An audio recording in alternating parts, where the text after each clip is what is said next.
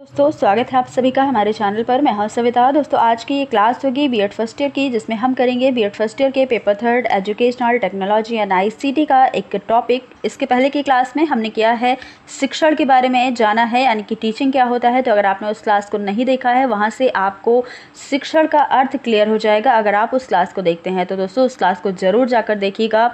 और आज हम जानेंगे शिक्षण की विशेषताएँ क्या होती हैं, यानी कि कैरेक्टरिस्टिक्स ऑफ टीचिंग।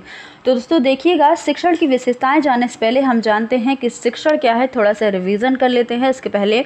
देखिए, अगर आप चैनल पर पहली बार हैं तो चैनल को सब्सक्राइब कर लीजिएगा, क्योंकि यहाँ पर आपको बीएड फर्स्ट ईयर और बीएड सेकेंड ईयर का कंपलसरी जो भी सब्जेक्ट है उसको यहाँ पर कंप्लीट करवाया जा रहा है। सारे सब्जेक्ट को आपको दिया जा रहा है, सारा सिलेबस आपको कंप्लीट करवाया जा रहा है। तो दोस्तों आप इस चैनल को लाइक शेयर भी कर दीजिएगा और साथ ही सब्सक्राइब भी कर लीजिएगा।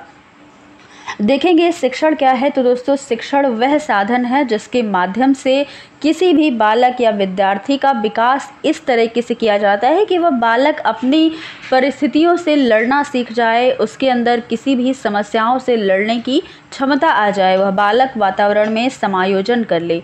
तो ये होता है शिक्षण। जो क्रिया अपने लक्ष्य को जितने ही सरल व अच्छे ढंग से प्राप्त कर लेती है, वह क्रिया उतनी ही उत्तम मानी जाती है।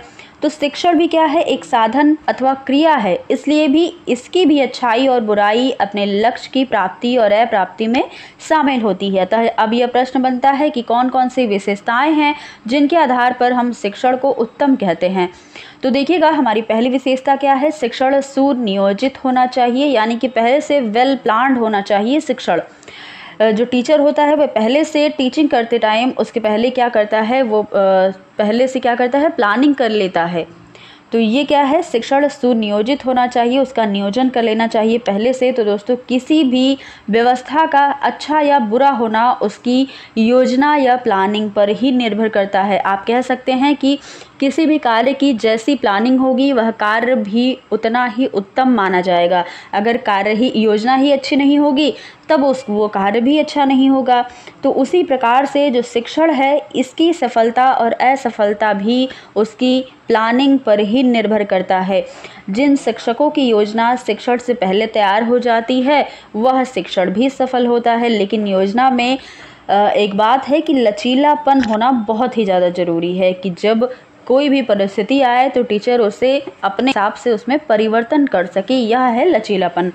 डॉक्टर भाटिया ने क्या कहा है कि good teaching is planned carefully in advance but it's not rigid, the plan is flexible enough to make allowance for the changes.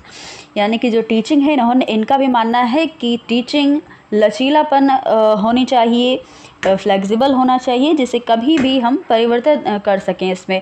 अगली विशेषता क्या है देखिएगा, तो शिक्षण सुझावात्मक होता है, यानी कि द टीचिंग इज सजेस्टिव।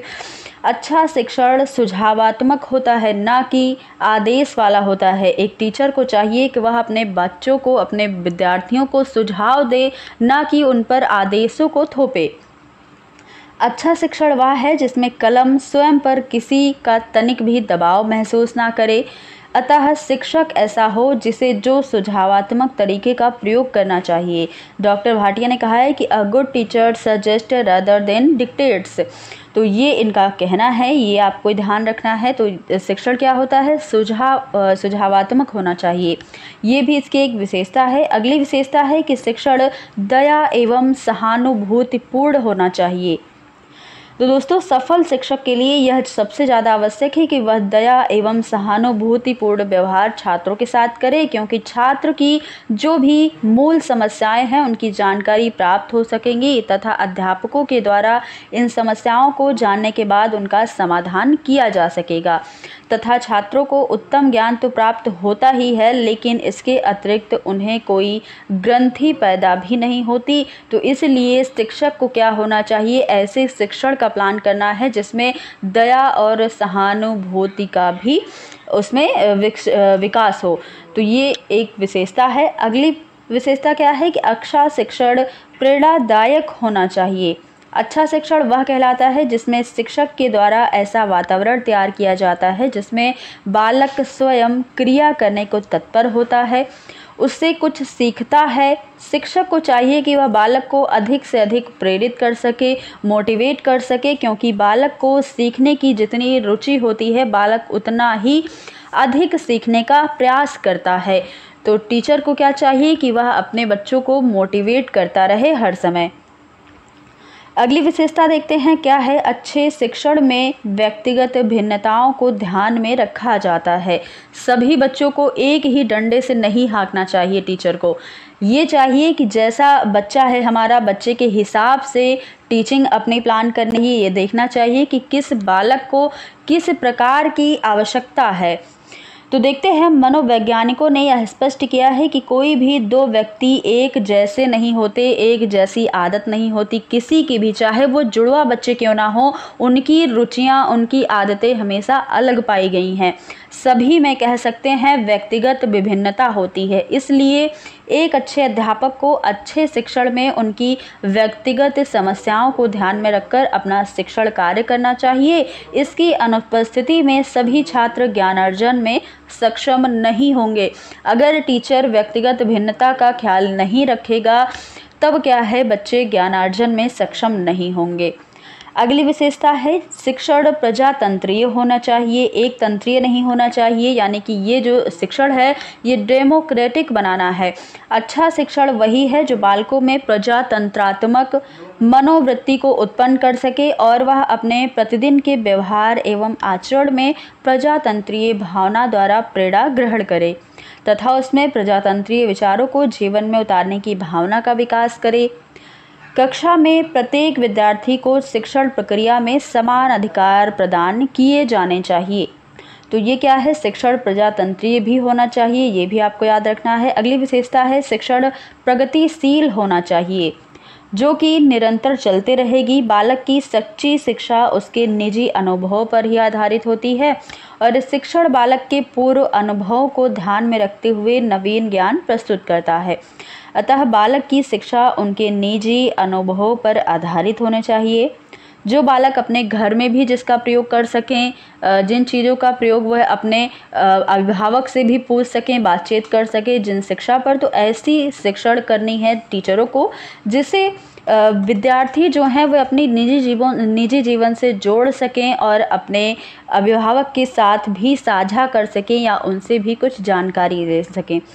अगली विशेषता है शिक्षण निर्देशात्मक होना चाहिए। तो देखते हैं, अच्छे शिक्षण में बालक को आदेश ना देकर निर्देश दिया जाता है। कक्षा में वातावरण जो है ये निर्देशात्मक होना चाहिए और कक्षा में ऐसी स्थिति उत्पन्न करनी है शिक्षक को जिनमें कार्य करके बालक को अनेक ज्ञान भी ग्रहण हो। अगली विशेषता है शिक्षण निदानात्मक एवं उपचारात्मक होनी चाहिए।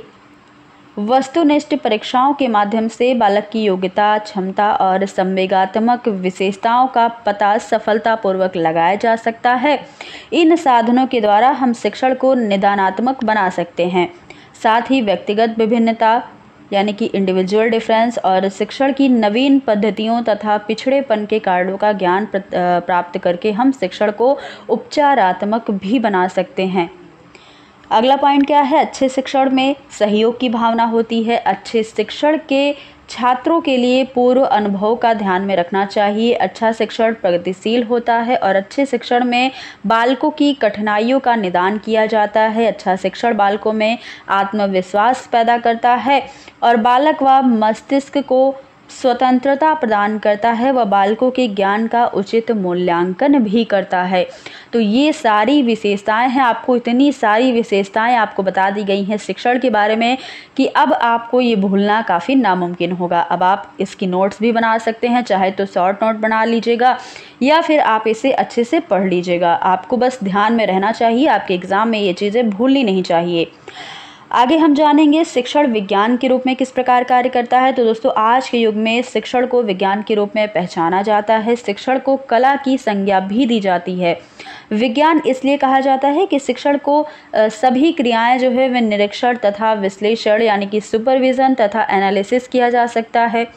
इसके अतिरिक्त शिक्षण क्रियाओं का अध्ययन वस्तुनिष्ठ ढंग से किया जाता है। ये ऑब्जेक्टिव क्या है ये तो आपको पता ही होगा अगर आपने किसी भी कॉम्पिटिटिव एग्ज़ाम दिया है तब। वस्तुनिष्ठ ढंग से इन क्रियाओं के अध्ययन के साथ साथ इन्हें प्रयोग में किया जा सकता है। और हम संक्षेप में कह सकते हैं कि शिक्षकों को प्रशिक्षण के द्वारा तैयार किया जा सकता है। फीडबैक के द्वारा विद्यार्थियों में आवश्यक परिवर्तन लाया जा सकता है। दूसरी ओर शिक्षण को कला के रूप में मानने वालों का यह विश्वास है कि शिक्षक जन्मजात होते हैं तथा उन्हें किसी प्रकार के प्रशिक्षण के द्वारा तैयार नहीं किया जाता। तो ये हमारा विज्ञान के रूप में शिक्षण है, जो कि आज के युग में बहुत ही ज़्यादा विज्ञान के रूप में शिक्षण को पहचाना जाता है। तो दोस्तों, आज की ये क्लास आप कैसी लगी बताइएगा ज़रूर कमेंट बॉक्स में। आपने आज की क्लास में क्या सीखा, कितनी सारी विशेषताओं को जाना, ये सारी चीज़ें आपको बतानी है। कमेंट बॉक्स में ज़रूर बताइएगा, जिससे हमें भी लगे कि आप कितना पढ़ रहे हैं, कितना आपको याद रह रहा है। तो दोस्तों, आज की क्लास कैसी लगी, और अगर क्लास अच्छी लगी तो ज़्यादा से ज़्यादा लाइक शेयर करिएगा, और दोस्तों चैनल को ज़्यादा से ज़्यादा सब्सक्राइब भी कर लीजिएगा अगर आपने सब्सक्राइब नहीं किया है, पहली बार हैं तो। फिर मिलेंगे अगली क्लास में कुछ नए टॉपिक के साथ। धन्यवाद।